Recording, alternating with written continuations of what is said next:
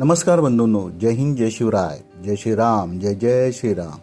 हे हिंदवी स्वराज्य व्हावे हे तो श्रींची इच्छा. बंधूंनो, 27 आणि 28 सप्टेंबर 2025च्या ट्रेक प्लॅनिंगप्रमाणे सायस्पर्श या संस्थेने रोईडा, रायरेश्वर, केंजळगड, कमळगड हे किल्ले करण्याचे नक्की केले. 26ला रात्री पनवेलपासून आम्ही सर्वजण बसने रोईडा किल्ल्याकडे निघालो. पहाटे 3च्या सुमारास पायथ्याशी आम्ही पोहोचलो. आम्ही एका घरामध्ये आश्रय घेतला. 2 तासांच्या विश्रांतीनंतर नाश्ता आणि चहा पिऊन अंदाजे 7 वाजता सकाळी ट्रेक सुरू केला. रात्रभर पाऊस सुरू होता. सध्या 3 ते 4 दिवस पाऊस पडणार असा सरकारी अंदाज होता. मी प्रकाश पाटील आणि आज माझ्यासोबत ट्रेक लीडर रोहिदास, लहू, त्याचप्रमाणे बाकी मित्र प्रीती, रुपेश, वैभव, रवींद्र, माधुरी, राहुल, चैतन्य, सोहम, प्रशांत, माधुरी, विद्या, सुरेश, भरत, मीनाक्षी आणि सीताराम हे आहेत.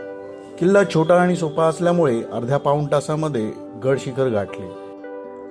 बंधूंनो, रोईडा किल्ल्याची माहिती जी वेबसाईट त्याचप्रमाणे अन्य प्रसारमाध्यमांद्वारे प्रसारित केलेली आहे ती अशा प्रकारे. यामध्ये काही चुका त्रुटी असू शकतील, त्याबद्दल क्षमस्व. पुणे जिल्ह्यातील डोंगरी किल्ला भोर तालुक्याच्या गावापासून सुमारे 10 किलोमीटर अंतरावर वसलेला आहे. किल्ल्याच्या पायथ्याला बाजारवाडी नावाचे गाव आहे. या गावातील शाळेपासून गडावर जाणारी वाट आहे. किल्ल्याची समुद्री सपाटीपासून उंची आहे 1083 मीटर. पायथ्यापासून उंची 345 मीटर आहे. हा किल्ला विचित्रगड या नावाने देखील ओळखला जातो. भौगोलिकदृष्ट्या हा किल्ला सह्याद्रीच्या नीरा नदीच्या खोऱ्यात म्हणजेच हिरडस मावळ भागात येतो. किल्ल्याची चढण खडी असून फरसबंदी वाटेने अवशेष ठिकठिकाणी आपल्याला दिसतात. किल्ल्याला मुख्य असे 3 दरवाजे आहेत आणि एक चोर दरवाजा देखील आहे. पहिला दरवाजा उत्तर पूर्व दिशेकडे आहे. त्यावर गणेशपट्टी असून त्याचे नाव गणेश दरवाजा असे म्हटले जाते. दरवाजाच्या आतील बाजूस डावीकडे देवडी आहे, परंतु त्यावरील छत हे कोसळलेले असल्यामुळे तेथे आता मोकळी जागा आहे. हा दरवाजा ओलांडून पुढे गेल्यानंतर सुरुवातीला बांधलेल्या पायऱ्यांची आणि कातळात खोदलेल्या पायऱ्यांची एक वाट दिसून येते. ती वाट गडाच्या दुसऱ्या दरवाजाकडे घेऊन जाते. दुसरा दरवाजा पूर्वाभिमुख असून उत्तर बांधणीचा आहे. या दरवाजाच्या कमानीच्या दोन्ही बाजूस व्याघ्र आणि शरभ शिल्प ही कोरलेली आहे. हा गडाचा दुसरा दरवाजा असल्याची शक्यता आहे. हा दरवाजा वक्राकृती पद्धतीने बांधण्यात आलेला आहे. पायऱ्यांच्या मार्गाने आल्यानंतर तो आपल्याला सहज दृष्टीस पडत नाही. दुसऱ्या दरवाजाच्या आतील बाजूस डावीकडे देवडी असून त्याचे छत कोसळलेले आहे. याच भागात उजवीकडे एक भूमिगत पाण्याचे टाके आहे. सदर टाक्यात बारमाही पाणी असून पिण्यायोग्य आहे असे म्हटले जाते. त्यानंतर काही बांधीव पायऱ्या चढून गेल्यानंतर गडाचा तिसरा दरवाजा आपल्याला लागतो. तिसरा दरवाजा हा उत्तम स्थितीत असून दरवाजाच्या दोन्ही बाजूस भिंतीवर देवनागरी आणि फारसी लिखीमध्ये काही शिलालेख असल्याचे आपल्याला लक्षात येते. त्यावर गजमुखाची शिल्प देखील कोरलेली आहेत. इतिहास अभ्यासकांच्या मते हा दुसरा दरवाजा मोहम्मद आदिलशाह याच्या कारकिर्दीमध्ये 1656 साली बांधला गेलेला आहे. किल्ल्याची सर्व प्रवेशद्वारे एका पाठोपाठ एक काटकोनामध्ये उभे आहेत. किल्ल्यावर 7 बुरुज असून त्यापैकी अनुक्रमे सदरेचा बुरुज, सर्जा बुरुज, वाघजाई बुरुज, फत्ते बुरुज, पाटणे बुरुज, दामगुडे बुरुज आणि शिरवळे बुरुज असे नावं आहेत. यापैकी गडाच्या उत्तर बाजूला असलेल्या वाघजाई बुरुज आणि दक्षिणेत असलेल्या शिरवळे बुरुज हे बांधणीमध्ये भव्य आणि आकर्षणाने सुंदर असे आहेत. या दोन्ही बुरुजांवर जाण्यासाठी पायऱ्या आहेत. सर्जा बुरुजाचे महत्त्व वेगळे असून या बुरुजाच्या आतील बाजूस मधोमध गोलाकार खांब आहेत. या खांबांचे अवशेष आपल्याला आताही पाहावयास मिळतात. या खांबांच्या आधारावर बुरुजाचे छत कोरलेले आहे. काळाच्या ओघामध्ये हे छत कोसळले असावे असे म्हटले जाते, तरी आधाराचा मधला खांब जागेवर आहे. तिसऱ्या आणि शेवटच्या दरवाजातून प्रवेश केल्यावर लगेच आपल्याला डाव्या बाजूस म्हणजे पश्चिमेस सदरेचे अवशेष पाहावयास मिळतात. या सदरेच्या मागील बाजूस लहानसा तलावाजवळ गडावरील रोहिडा मल्ल देवाचे मंदिर आहे. सदर मंदिराचा जीर्णोद्धार अंदाजे 7 ते 8 वर्षापूर्वी करण्यात आलेला आहे. गडाच्या दक्षिण पश्चिमेस पाटणे आणि दामगुडे बुरुजाजवळ पाण्याच्या कोरीव टाक्यांचे एक मालिका आहे. गडाच्या वरील उत्तर पूर्व भागातील सर्जा बुरुजाकडून उत्तर टोकाकडील वाघजाई बुरुजाकडे जाताना वाटेमध्ये आपल्याला चोर दरवाजा लागतो. उजव्या बाजूस एक बांधीव टाके देखील आहे आणि जोत्याचे अवशेष देखील आहेत. गडावर पाण्याचे 2 तलाव व 10 टाकी आहेत. गडाच्या पश्चिम भागातील पाण्याच्या टाक्यांची रचना वैशिष्ट्यपूर्ण असून ही टाकी डोंगर उतारावर खोदलेली आहे. त्यामुळे पावसाचे पाणी वाहत येऊन या ठिकाणी ते जमा होते. तसेच ही टाकी एकमेकाला विशिष्ट अंतरावर जोडली गेली असल्यामुळे एका पाठोपाठ एक ही टाकी भरतात. सर्व टाकी भरल्यानंतर अतिरिक्त असलेले पाणी यातून सांडवा तटबंदी वागे बाहेर काढण्यात आलेले आहे. किल्ल्याचा बराचसा भाग हा सपाट असून मध्यवर्ती भाग हा थोडा उंच असून या गडावरील अनेक इमारतींचे अवशेष दडले घेण्याची शक्यता आहे. गडाच्या पश्चिमेस तटबंदीजवळ चुन्याचे घाणे अवशेष आहेत. गडावरील सर्वात मोठा तलाव रोहिडा मल्ल मंदिरापासून जवळच आहे. मंदिराच्या दक्षिणेस बांधकामाचे अनेक ज्योती आहेत. तेथे तोफगोळे, शिशाच्या लाड्या, बंदुकीच्या गोळ्या, खापराचे तुकडे, बांगड्या असे पुरातत्व अवशेष मिळालेले आहेत. रोहिडा किल्ल्याचा इतिहास हा आदिलशहापासून ज्ञात आहे. हा किल्ला अनेक वर्ष आदिलशाहीच्या अंमलाखाली होता. 1647 नंतर छत्रपती श्री शिवाजी महाराजांनी हा किल्ला जिंकून घेतला. या लढाईनंतर बाजीप्रभू देशपांडे आणि बांदल हे महाराजांना येऊन मिळाले. महाराजांच्या काळामध्ये त्यांनी किल्ल्यांचे नामकरण विचित्रगड असे केले. पुरंदरच्या तहामध्ये हा किल्ला मोगलांना देण्यात आला. पुढे हा किल्ला आदिलशाही, मोगल व मराठे यांच्या ताब्यामध्ये टप्प्याटप्प्याने राहिला. इसवी सन 1700 मध्ये भोर हे संस्थान शंकराजी नारायण सचिव यांना मिळाले आणि हा किल्ला संस्थानाच्या अधिपत्याखाली गेला. पुढे संस्थान विलीन होईपर्यंत किल्ला मराठ्यांकडेच होता. 1947 पूर्वी भोर संस्थान अस्तित्वात असताना किल्ल्यावर प्रत्येकी एक याप्रमाणे हवालदार, सरनौबत, शिपाई, हरकाम्या व गुरव असे नोकर कामाला होते अशी नोंद आहे. बंधूंनो, ही सर्व माहिती ही प्रसार माध्यमांद्वारे संकलित केलेली आहे. यामध्ये काही चुकी किंवा कमी असू शकेल त्याबद्दल क्षमस्व. गड चढावयास प्रारंभ केल्यापासून हा मोती आमच्यासोबत कायम आहे. बहुधा गड पूर्ण होईपर्यंत हा आमच्यासोबत असेल. रात्रभर पाऊस सतत रिमझिम बरसत आहे. आज दिवसभर असाच असणार आहे असे वेधशाळेमार्फत कळलेले आहे. गडाच्या वाटेवर सर्वत्र आपल्याला पिवळ्या रंगाची फुलं दिसत आहेत. तसेच अन्य रंगाची देखील फुले आहेत. परंतु पिवळ्या रंगाची फुलांची बऱ्याच ठिकाणी आपल्याला गालिचाच जणू पसरला आहे असे आपल्याला लक्षात येईल.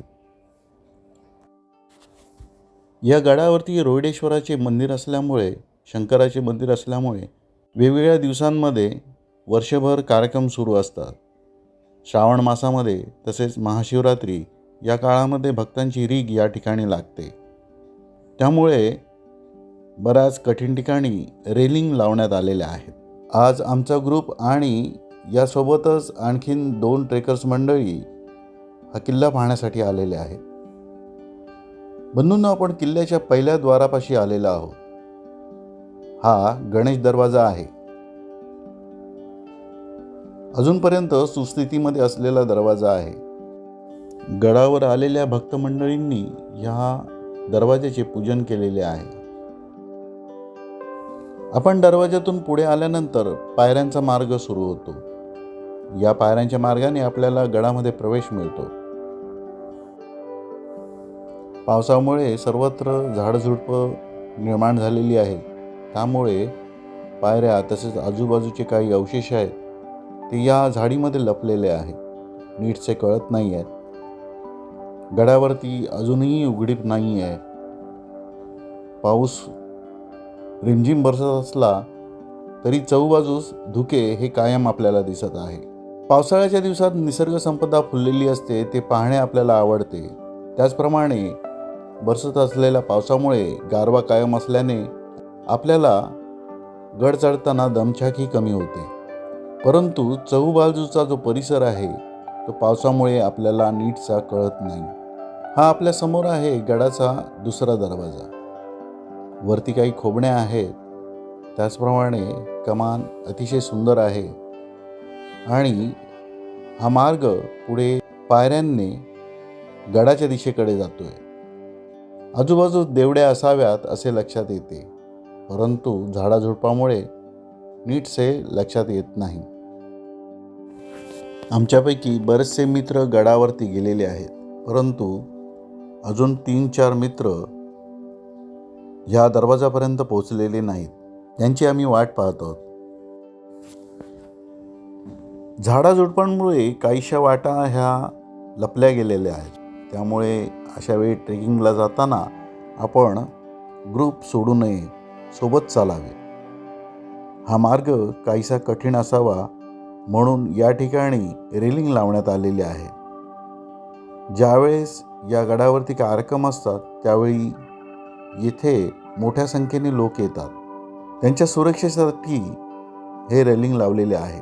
बंधूंनो, हा पुढे आलेला आहे तो गडाचा तिसरा दरवाजा. बाजूनं रेलिंगच्या पलीकडे खोल दरी आहे, परंतु ती धुक्यामुळे लपली गेली आहे.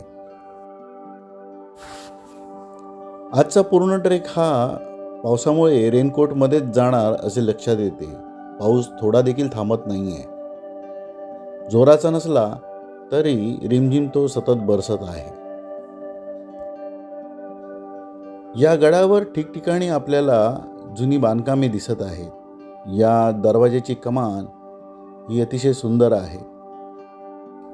दरवाजा अडकवण्यासाठी एक दगडी वास्तू या ठिकाणी बनवलेली आहे. तसेच जागोजागी आपल्याला खोबण्या दिसत आहे. एखादी वस्तू किंवा दिवे लावण्यासाठी ही जागा असावी असे कळते. किल्ल्याच्या या भागामध्ये राजसदर असावी असे म्हटले आहे. या ठिकाणी बोर्ड लावण्यात आलेला आहे.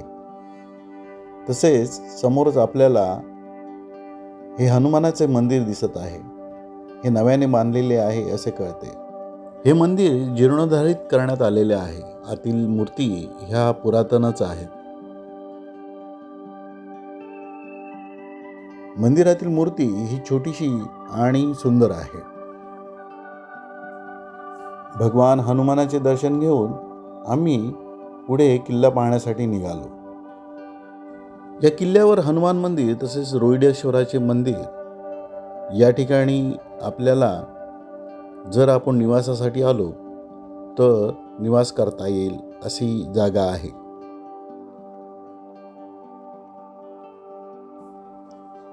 मंदिराच्या समोरच या ठिकाणी काही बांधकाम दिसत आहे. ते नक्की कसले हे नीट कळत नाही, परंतु या भागातून आपल्याला सभोवार अगदी दूरचे दिसते. सध्या धुके बरेच असल्यामुळे आपल्याला काहीच दिसत नाही आहे. आपण राजसदरेकडून गेल्यानंतर पूर्ण गडाकडे आपल्याला वेढा मारून परत याच ठिकाणी येता येते. तेव्हा गड फेरी ही पूर्ण होते. गडाचा हा खूप महत्त्वाचा भाग असावा असे लक्षात येते. या तटबंदीला जागोजागी गडाच्या खाली पाहण्यासाठी झरोके बनविण्यात आलेले आहे. यातून वेळीच हल्ला देखील करता येत होता. आपण आता गडाच्या डाव्या बाजूकडून जाणार आहोत. राजसदरेचा हा भाग बघून पुढे रोहिडेश्वराच्या मंदिराकडे जाणार आहोत. राजसदरेकडे आणि मंदिराकडे जाणारा मार्ग हा या दरवाजापासून तसेच मंदिरापासून डाव्या बाजूकडे आहे. हा मार्ग बाजूला असलेल्या भिंतीमुळे संरक्षित केलेला आहे. तसेच डाव्या बाजूकडे काही बांधकामे देखील आहेत, परंतु झाडाझुडपांमुळे ते आपल्याला नीटसे दिसत नाही आहेत. वेळोवेळी येणाऱ्या गड संवर्धन संस्थांनी तसेच स्थानिक गावकऱ्यांनी हा मार्ग वेळोवेळी दुरुस्त केलेला आहे. हा आहे राजसदरेचा भाग. या ठिकाणी राजवाडा किंवा त्याचप्रमाणे विविध कोठ्या, वाडे असावेत असे लक्षात येते. गड संवर्धनास येणाऱ्या वेगवेगळ्या संस्थांचे फार फार धन्यवाद तसेच त्यांना प्रणाम. गडाची काळजी, निगा हे वेळोवेळी राखत आहेत. तसेच गडाच्या वास्तू येणाऱ्या गडप्रेमींना पाहता यावेत यासाठी जागोजागी असलेले तण यांनी साफ करून ह्या जागा मोकळ्या केलेल्या आहेत. या ठिकाणी राजवाड्याचे अवशेष आपल्याला पाहावयास मिळत आहेत. गडाचे पठार हे मोठे असल्यामुळे या गडावर कोणकोणत्या ठिकाणी काय काय आहे या संदर्भातली माहिती या ठिकाणी लावलेल्या फलकांद्वारे कळते, अन्यथा आपल्याला ते कळणे फार कठीण आहे. हा मंदिरासमोर असलेला छोटासा तलाव आणि याच्या चौथऱ्यावरती काही पुरातन वास्तू आहेत, देवदेवालये आहेत. हे शंकराचे स्थान असावे असे लक्षात येते. त्याचप्रमाणे अन्य वास्तू देखील आहेत.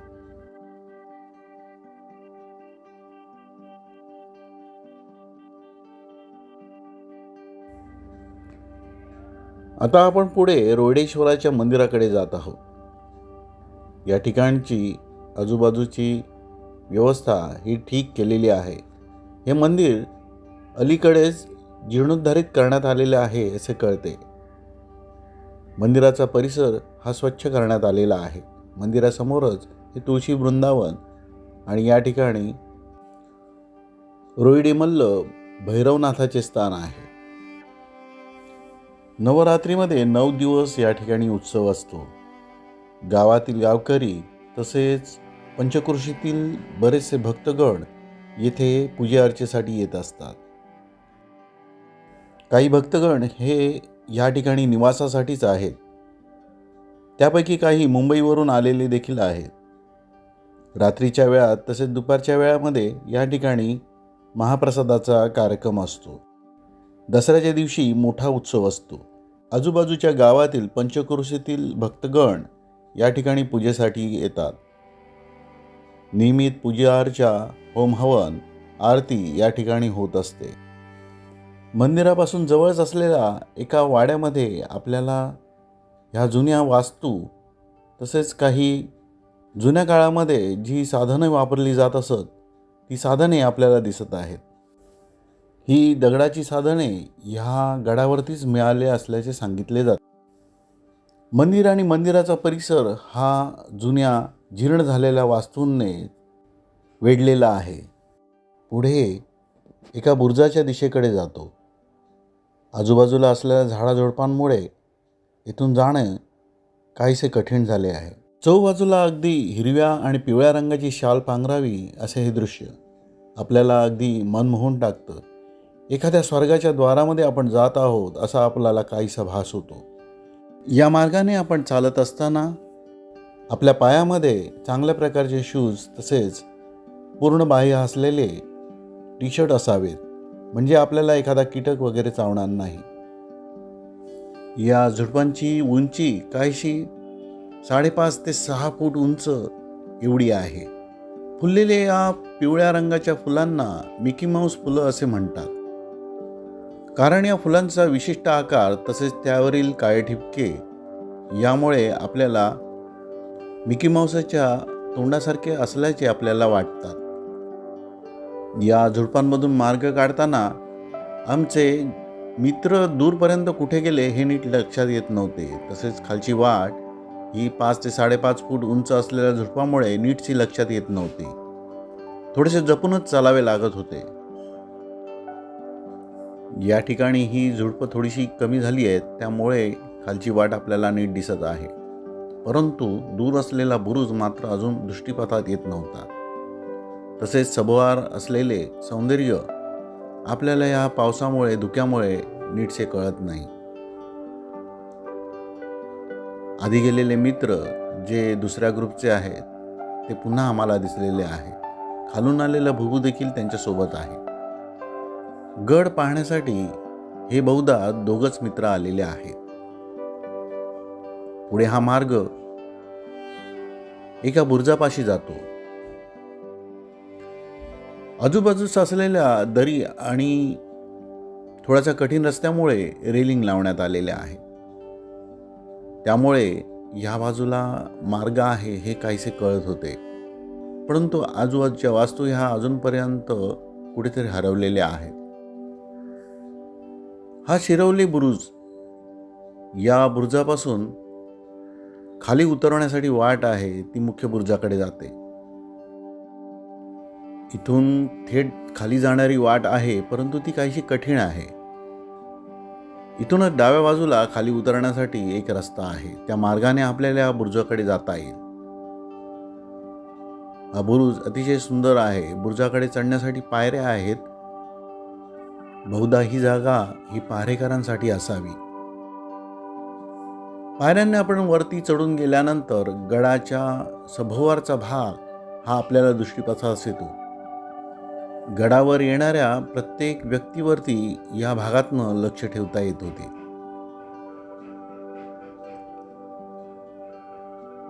त्याचप्रमाणे या भागामध्ये काही खोबण्या देखील बनविण्यात आलेल्या आहेत. एखाद्या वस्तू किंवा दारुगोळा ठेवण्यासाठी या असाव्यात असे लक्षात येते. आधी आलेले 2 भुबू आमच्या सोबत आहे आणि हा पूर्ण ग्रुप आमचा या ठिकाणी एकत्रित झालेला आहे. गडावरून गडाच्या खालचा भाग अजूनही नीटसा कळत नाहीये, दिसत नाहीये. धुक्यामुळे धुक्याची चादर ही सर्वत्र पसरलेली आहे. त्यामुळे काहीच दिसत नाही. ह्या धुक्याच्या भागामध्ये खोल दरी आहे. या बुरुजावरून आपल्याला पूर्ण गड पाहता येतो. आजचा आमचा पूर्ण दिवस हा रेनकोटमध्येच जाणार असे लक्षात येते, कारण अजूनपर्यंत पावसाची रिमझिम बरसात ही सुरू होती. बंधूंनो, या गडावर आलात तर हा बुरुज नक्की पाहावा. या गडावरती मोठ्या प्रमाणात पुरातन अवशेष, बुरुज, पाण्याच्या टाक्या, मंदिरं ही पाहता येतील. त्यामुळे विशेष वेळ काढून आपण हा गड पाहावा. आजच्या या पावसाळ्याच्या दिवसामुळे आम्हाला नीटसे पाहता येत नव्हते. तसेच काही वास्तू ह्या झाडाझुडपांमध्ये लपलेल्या असल्यामुळे आम्ही व्यवस्थित पाहू शकलो नाही. बुरुजाकडे येणारी वाट ही झाडाझुडपातनं आहे. या झाडाझुडपांमध्ये पायऱ्या देखील आहेत, पण त्या लपलेल्या आहेत. त्या आपल्याला शोधाव्या लागतील. चालताना थोडेसे सावकाशच आपल्याला चालावे लागते. गडावर येणारी वाट ही एकच असल्यामुळे आपल्याला वाटाड्या आणणे आवश्यक नाही. परंतु या गडावर येताना गडाची पूर्ण माहिती वाचून येणे आवश्यक आहे. तसेच सोबत एखादा या गडाचा नकाशा असणे देखील आवश्यक आहे. त्यामुळे आपल्याला वास्तू शोधणे हे सोपे जाईल. गडाच्या चहूबाजूस खोल अशी दरी असल्यामुळे बाजूला या ठिकाणी रेलिंग लावण्यात आलेले आहे. आता आपण गड फेरीसाठी पुढच्या मार्गाकडे आपण जात आहोत. या ठिकाणी काहीशी तटबंदी तसेच काही बुरुज आपल्याला दिसत आहे. ही तटबंदी फार मोठी आहे. ज्याप्रमाणे इतर गडांवर असते त्या प्रकारची आहे. हा आहे दामगुडे बुरुज आणि त्याच्या सभोवरचा भाग. जिथे चुन्याचा घाणा देखील आहे. गड मांडण्यासाठी, तटबंदीसाठी, दरवाजांसाठी गडावरीलच दगड काढले जात आणि त्या काढलेल्या दगडांच्या इथे टाक्या बनत आणि ते बांधकामासाठी चुन्याचे घाणे जागोजागी असत. या चुन्याच्या घाण्यांमुळे गड बांधण्यासाठी लागणारा गिलावा या ठिकाणी बनविण्यात येत असे.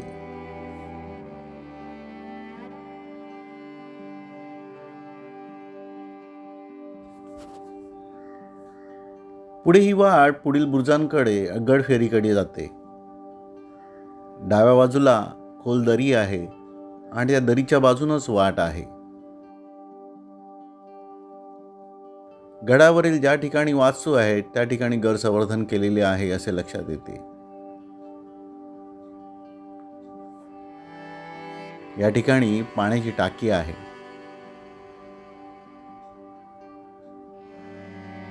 या टाकीमध्ये अपघात होऊ नये म्हणून जाळी लावण्यात आलेली आहे. गडावरील ह्या रेलिंगमुळे आणि संवर्धनामुळे गडावर फिरणे हे सोपे झाले आहे. या ठिकाणच्या वाटा आपल्याला काहीशा लक्षात येऊ लागलेल्या आहेत. अन्यथा झाडाझुडपांमुळे ह्या वाटा कळणे फार कठीण आहे.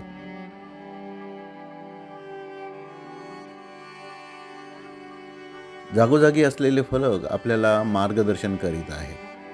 या ठिकाणी आणखीन एक पाण्याची भली मोठी टाकी असल्याचे लक्षात येते. ह्या पाण्याच्या टाक्या खूपच खोल असाव्यात असे वाटते. हा गड पूर्ण करून आम्हाला पुढे रायरेश्वर आणि केंजळगड हे 2 गड करणे आहे. त्यामुळे आमचे ट्रेक लीडर लवकरात लवकर हा गड पूर्ण करण्यासाठी धावपळ करीत आहेत.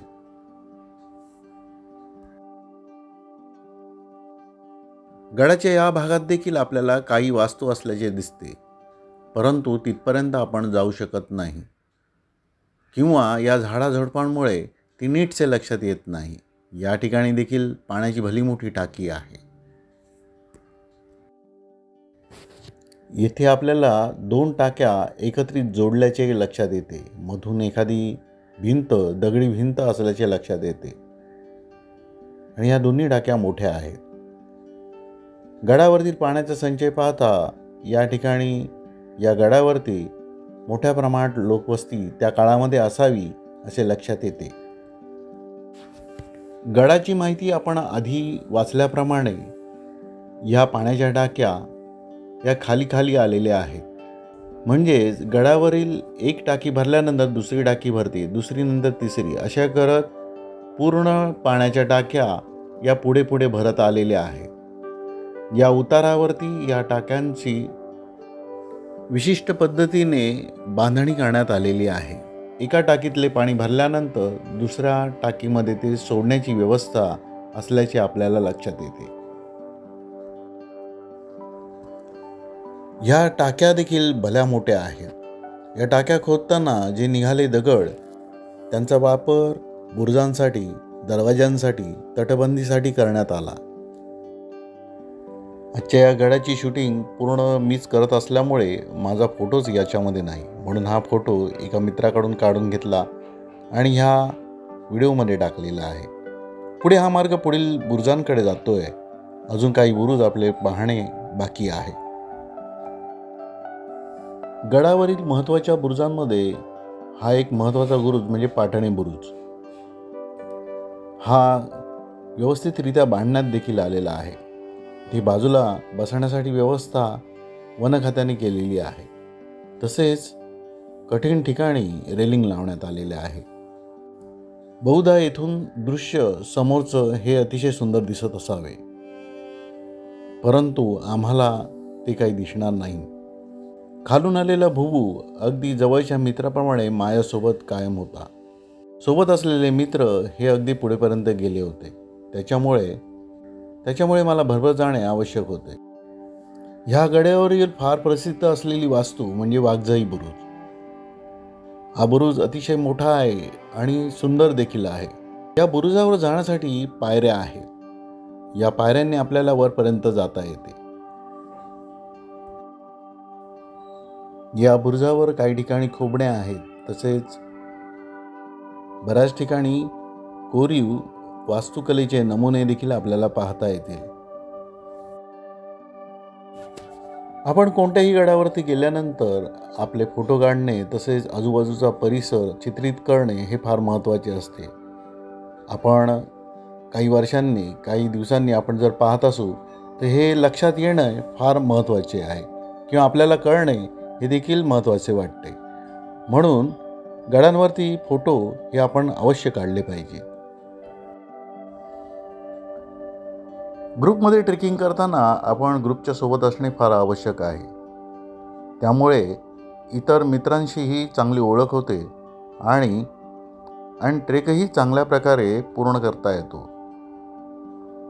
एकमेकांची मदत ही एकमेकांना होत असते. या ठिकाणी काही दगडांमध्ये अवशेष आपल्याला पाहावयास मिळत आहे. काही कोनाडे, त्याचप्रमाणे मशाल रोवण्यासाठी काही छिद्र आपल्याला दिसत आहेत. तसेच गडावरून हल्ला करण्यासाठी काही खोबण्या देखील आपल्याला पाहावयास मिळत आहेत. या बुरुजावरून गडाचा डावा भाग तसेच उजवा भाग हा दिसत असावा. आज पावसासोबतच वाराही मोठ्या प्रमाणात वाहत होता. त्यामुळे धुक्याची चादर अजून काही हटत नव्हती. आम्ही सर्व मित्र पाऊस कधी थांबतोय आणि हे धुकं कधी हटतंय याची वाट पाहत होतो. हे आमचे मित्र वैभव गेल्या अनेक वर्षांपासून ट्रेकिंग करीत आहेत. आजच्या ट्रेकमध्ये बरेचसे ट्रेकर्स हे अनुभवी आहेत. त्यामुळे एखादा ट्रेक वेळेमध्ये सुरू करणे आणि वेळेमध्ये संपवणे फार महत्त्वाचे असते. असे केल्यास आपल्याला आणखी काही ऐतिहासिक ठिकाणी पाहता येतात. आपल्याकडे वेळ असल्यामुळे आपण हे सहजपणे साध्य करू शकतो. या ठिकाणी गडावर असलेली आणखी एक टाकी आपल्याला पाहावयास मिळत आहे. या गडाला भलीमोठी तटबंदी आहे हे आपल्याला लक्षात येईल. ज्याप्रमाणे विसापूर किल्ल्याला भलीमोठी तटबंदी आहे त्या पद्धतीची असल्याचे आपल्याला भासते. आणि या तटबंदीवर जागोजागी खोबण्या बनविण्यात आलेल्या आहेत. समोरच्या येणाऱ्या शत्रूवर नजर ठेवण्यासाठी याचा उपयोग होतो. या तटबंदीच्या पुढे चोर दरवाजा आहे हे आपल्याला लक्षात येते. या ठिकाणी एक बोर्ड देखील लावलेला आहे. येथील वाट काहीशी पावसामुळे निसरडी झाल्यामुळे खाली उतरणे टाळले. सोबतची ट्रेकर मंडळी ही फारच पुढे जात होती, कारण पुढील आणखीन 2 किल्ले आम्हाला करणे होते. आजचा निवास हा रायरेश्वराच्या पठारावरती आहे आणि उद्या आम्हाला कमळगड हा किल्ला करणे आहे. पावसाळ्यातील सप्टेंबर आणि ऑक्टोबर या महिन्यांमध्ये बहुतांश किल्ल्यावरती आपल्याला वनराई फुलल्याचे लक्षात येते. पिवळ्या रंगाची, गुलाबी रंगाची आणि पांढऱ्या रंगाची फुले विविध ठिकाणी आपल्याला आढळून येतात. काही ठिकाणी तर दूरपर्यंत पिवळ्या रंगाचे, गुलाबी रंगाचे गालिचाच पसरलेले आहेत हे लक्षात येते. आपण जणू काही स्वर्गामध्ये वावरत आहोत याचा आपल्याला भास होऊ लागतो. या गडाच्या बहुतेक बाजूस आपल्याला रेलिंग लावल्याचे दिसत आहे. ज्या ठिकाणी धोकादायक भाग आहे त्या ठिकाणी रेलिंग लावलेले आहे. यामुळे या भागामध्ये आपण जाऊ नये याची एक दक्षता आपण स्वतः घेणे हे फार आवश्यक आहे. गडावरील बांधकामाचे अवशेष इतस्ततः विखुरल्याचे आपल्याला लक्षात येईल. गडावरील हा मार्ग पुढे आपण सुरुवातीला गड चढल्यानंतर जे हनुमान मंदिर होते त्या ठिकाणी येऊन मिळतो. पूर्ण गडाला आपण जणू काही प्रदक्षिणा पूर्ण करतो असा प्रकार आहे. आमच्यापैकी बरेचसे मित्र या ठिकाणी जमा झालेले आहेत. बहुतेकांची गड फेरी ही पूर्ण झालेली आहे. गड चढताना सोबत असलेला भुबू आता देखील आमच्या सोबत आहे. या मित्रांनी आमची शेवटपर्यंत साथ सोडलेली नाही. विविध रंगाची, वेगवेगळ्या प्रकारची वनराई या ठिकाणी फुललेली आहे. काही जांभळ्या रंगाची सुंदर सुंदर फुले आजूबाजूला आपल्याला दिसत आहेत. बहुधा ही रान तुळस असावी. गडावरील वनराई फुललेली पाहायची असल्यास आपण सप्टेंबर, ऑक्टोबर या काळामध्ये जरूर भेट द्यावी. परंतु या दिवसांमध्ये पाऊस असल्यामुळे आजूबाजूचा परिसर आपल्याला नीटसा न्याहाळता येत नाही. त्याचप्रमाणे गडावरती मोठ्या प्रमाणामध्ये झाडेझुडपं असल्यामुळे येथील अवशेष आपल्याला नीटसे पाहता येत नाहीत. सतत येणाऱ्या पावसामुळे कॅमेऱ्यावरती पाणी येणं आणि मग ते पुसत राहणं, हे शूटिंग करणं काहीसे कठीण झाले. तरीसुद्धा शूटिंग करण्याचा प्रयत्न केलेला आहे. सोबतच्या बऱ्याच मित्रांनी कॅमेरामध्ये मोबाईलमध्ये पाणी जाईल म्हणून मोबाईल आणि कॅमेरे बाहेरच काढले नाहीत. या गडावर येणारी एकमेव वाट आहे, त्याच्यामुळे इथे आपल्याला भरकटायला होत नाही. गडावर येणारी वाट ही साध्या चढाची आणि सोपी आहे. ज्या ठिकाणी गरज आहे त्या ठिकाणी रेलिंग लावण्यात आलेली आहे आणि ती जागा सुरक्षित केलेली आहे. वाटेत चालताना आपल्याला विविध रंगाची, विविध प्रकारची फुलझाडे, प्रकारची रानात, जंगलात आणि पावसाळ्यात फुलणारी वनस्पती आपल्याला दिसून येईल. बंधूंनो, आपण गड उतरण्यास प्रारंभ केला. आता आपण अर्ध्या वाटेवर आहोत. सोबतचे मित्र हे देखील भराभर खाली उतरत आहे. सततचा पाऊस आहे तरी देखील या वाटेवरती निसरडी वाट अशी नाही. बऱ्याच ठिकाणच्या गडावरची माती ही चिखलाचे रूप घेते आणि त्याच्यावरून उतरणे हे काहीसे कठीण असते, परंतु या गडावर ते जाणवत नाही. दूरवर असलेले गाव आता आम्हाला थोडे थोडे का होईना पण दिसू लागले. म्हणजे गडाचा पायथा हा दिसू लागला. गडाच्या पायथ्याशी एक पाण्याची टाकी आहे, तिथूनच वर येणारा मार्ग आहे. गडावर येणाऱ्या गडप्रेमींसाठी जागोजागी आसनांची व्यवस्था करण्यात आलेली आहे. बऱ्याचशा धर्मादाय संस्था तसेच वन खाते यांनी त्या दिल्या असाव्यात असे लक्षात येते. गडावरती श्रावण मासामध्ये तसेच महाशिवरात्री, नवरात्री या दिवसांच्या काळामध्ये, या सणांच्या काळांमध्ये मोठ्या प्रमाणात भक्त भाविक या गडाला भेट देतात, देवदर्शनासाठी येतात. त्यासाठी ह्या व्यवस्था आहेत असेही कळते. गडाच्या पायथ्याशी असलेल्या गावामध्ये जुनी मंदिरे आहेत. या ठिकाणी आपल्याला पुरातन मूर्ती पाहायला मिळतील. एक भैरवनाथाचे मंदिर आहे, तसेच हनुमानाचे देखील मंदिर आहे. ते आपण उतरल्यावर नक्की पाहावे. पावसाने आता थोडी शांतता घेतलेली आहे आणि वातावरण आता निवळू लागलेले आहे. त्यामुळे सभोवारचे चित्र हे छानपैकी दिसू लागले. हेच थोडे आधी असतंय तर आम्हाला गडावरून खूप छान असे निसर्ग संपदेचे तसेच गडावरील खालील भागाचे, गडावरचे दर्शन झाले असते. बंधूंनो, हा गड पाहण्यासाठी आपण या गडाला अवश्य भेट द्या. या व्हिडिओमध्ये दिलेली माहिती ही बरीचशी प्रसारमाध्यमातून संकलित केलेली आहे. यामध्ये चुका किंवा त्रुटी असू शकतील, त्याबद्दल क्षमस्व. हा व्हिडिओ आपण सर्वांना गड किल्ले, आपले देवदेवालय, ऐतिहासिक वास्तू, ऐतिहासिक ठिकाणे ही माहिती असावीत यासाठी बनविला आहे. गडांवर येताना कोणत्याही प्रकारचा आपण केरकचरा करू नये. पाण्याच्या बॉटल, प्लास्टिकचा कचरा हा तर करूच नये. आपण आणलेल्या वस्तू ह्या आपल्यासोबत घेऊन जाणे हे फार महत्त्वाचे आहे. त्यामुळे या गडांवरती कचरा होणार नाही. आपण व्यवस्थित नियोजन केल्यास रोईडा, केंजळगड, रायरेश्वर हे किल्ले आपल्याला एका दिवसात पाहता येतात. बंधूंनो, जय हिंद, जय शिवराय, जय श्रीराम, जय जय श्रीराम. हे हिंदवी स्वराज्य व्हावे हे तोश्रींची इच्छा.